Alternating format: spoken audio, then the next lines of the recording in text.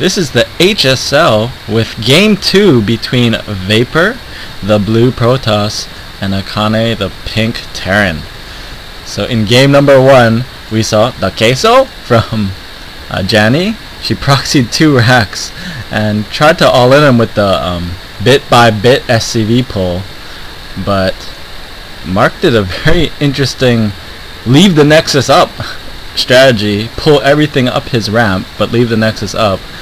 Janny did the safe thing and killed the Nexus, which bought Mark just enough time to get his warp gates online, which is a very, very interesting strategy. I'm not too sure if that's what he meant to do. If that's what he meant to do, damn, that's boss. That's like the clutchest game time decision I think I've ever seen. To just sacrifice 400 minerals to make sure you stay alive. So let's look at this game. I don't really know what to predict from this game. I assume that Mark is going to do somewhat of the same thing. Gate, gas, core, and Nexus.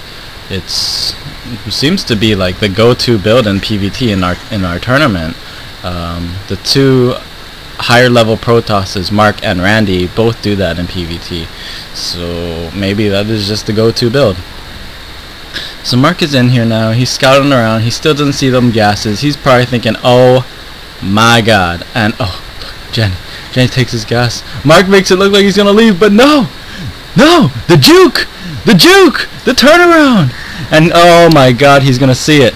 He sees the gas. So now he knows there's not too much queso. There's just a little bit of queso, maybe. Could be just a standard play too. Yeah, you can't really tell from here. This could be like a Reaper expand, a Marauder expand. This could be a 1-1-1. This could be a 2-port Banshee all-in. There's a lot that this could be right now. So, but there is also a lot it can't be. It can't be a 1-Rax expand, so he doesn't have to worry about getting his command center or his Nexus up super fast. And it can't be like a 6-Rax or a proxy Rax all-in or anything because of that gas. So he can eliminate a couple of strategies, which is good. He just can't really make any reads. And now this reactor is very telling. This reactor is most likely for 1-on-1. And here's the second gas. So this looks like Janny here is going to be going for a 1-on-1 queso. And now she knows where Mark is, so that's good for the 1-on-1. And let's see what Mark does in response to this. He still hasn't gotten this gas, so we've now limited his build down to 2. It's either going to be a 4-gate, which I kind of doubt, just knowing him, and or a Nexus, or just a general safe expand. So yeah, I'm not too sure. I noticed how he scouted around his base. I wonder if she built things in his base before, because it's a pretty funny like late scout for it, I guess. The Zealot scouting around. And yeah, here's the factory. So this is definitely going to be the 1-on-1. And I guess we're going to get to see how Mark handles it. You can see his money getting up pretty high, so that should probably be a Nexus coming. But he's not moving a probe out, so that's really late. I'm not too sure what he's doing.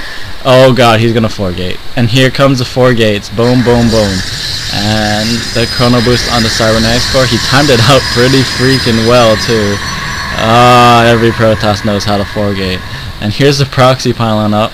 He's going to be creeping this probe along, probably building one somewhere around here, then building one somewhere around here. Yeah, that's just the way. Oh no, he just balls in. He just all the way in. Look at this. Look at this pylon. I bet you Janny can even see that. And yeah, she can see that. So I'm not too sure about this pylon placement, Mark. That's a little bit in there. I think next time, if you know that they're on one base, you should make sure you build it behind this little white light thing. Yeah, now Janny definitely knows what's going on. And he's building a second pylon here. That's still in range, Mark. I mean, you really could just build it here, like 2 hexes back and not be in range. I'm not too sure what is going on here. But here comes the 1-on-1. It's getting online. It's getting on up. And Janny scouts the other proxy pylon, so she definitely knows what's going on. Oh, look at Mark. What a derp. Except I think that can be hit from over here. I'm not too sure. I guess we'll find out. But the big thing about this is he has to hit before siege mode finishes. If siege mode finishes, this game is over. Look, the bunkers are actually coming up a little late. Mark might actually be able to break through here. one big thing about putting your bunkers flush against your wall, like the way Janny did, she's not going to be able to get as many SCVs to repair this this supply depot. So when you are defending something like this, you want to build your bunker one hex behind the depot so that your SCVs can surround it with to repair it. That's one little piece of advice I can give in this current situation. But the first tank is out now. Mark's window is slowly closing. The closer the siege mode comes, the window's closing. The Banshee is now out. Oh no, every time he pulls back, the bunker's complete, the defense gets stronger, and the 4-gate. Oh no, the queso. He needs to be chrono boosting his warp gates or something. Oh, he snipes the Banshee. That's huge. That's huge. But siege mode. Siege mode. No, and she can hit the pylons. Mark. Oh no, in siege mode. You see how she actually pulls the tank back from the ledge? She doesn't like put it right up here. A lot of people will put it right here or right here. It's just not good. It's too vulnerable. I like this positioning. This way the SCVs can get to it faster to repair, and it can't be focus fired as easy. But oh god, straight up into the siege tank. Remember, Mark's at 80% too. So god, look at each tank shot is just she's not even using this tank. But you see how hard it is for him to focus fire this tank? That's why the positioning of it was so good. He could only hit it with 2 stalkers, even when pushed all the way up this ramp. So now look, she's going to put it in almost the exact same spot. That's gotta be infuriating. And I actually think Janny's going to walk away with this game. We'll look at the units. She has more SCVs. Even though they're pulled, she has more SCVs. So when this push fails, her econ will be better. She'll have a 1-1-1 up. He's not going to have any tech at all. He doesn't even have this second guess. Yeah, it's just 4 gates. So when this push fails, and I'm assuming it's going to be right here, he's probably going to just GG out. He can't really do anything against 2 tanks, 2 bunkers, a Banshee, all these Marines. The SCVs aren't even doing anything. They don't even care. And Mark is just, man, screw this game. Hate the 1-1-1. So that was a very interesting game. Both people going for very all-in-ish builds.